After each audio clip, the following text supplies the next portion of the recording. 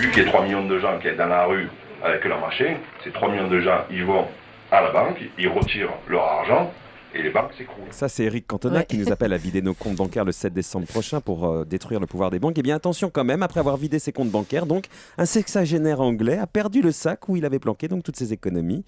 Lui non plus, Stéphane, il ne faisait plus confiance aux banques. Non, plus du tout. Mais en même temps, on peut le comprendre avec tout ce qu'on entend sur les banquiers, comme quoi c'est des voleurs.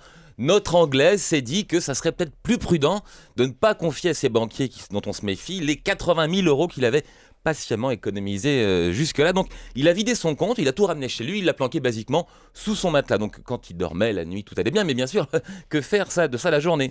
Donc, son premier réflexe a été d'acheter un chien de garde extrêmement méchant. Et alors, attention, si vous aimez les bêtes, bouchez-vous les oreilles parce que le chien traversait la rue et paf, le chien écrasé. Donc, que faire sans son gardien? Eh bien, évidemment, il s'est dit que le mieux, c'était de l'emmener avec lui au travail. Donc, tous les matins, c'est ce qu'il faisait. Il emmenait son petit magot avec lui.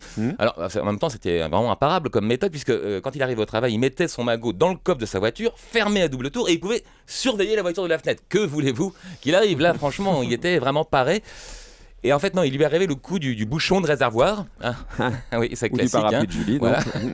C'est-à-dire, vous allez à la station, vous posez le bouchon, vous démarrez et vous vous rendez compte au bout de 10 km que le bouchon est sur le toit. En fait, il n'y est plus, on l'a perdu. Pareil avec le sac. Donc, il l'avait posé le matin sur le toit de sa voiture, le temps de dégivrer, juste.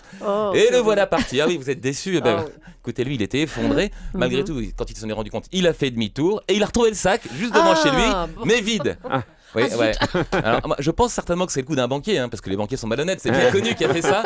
Ou alors, il n'y a pas que les banquiers qui sont malhonnêtes, c'est peut-être ça aussi. Merci Stéphane, à tout à l'heure, après 9h.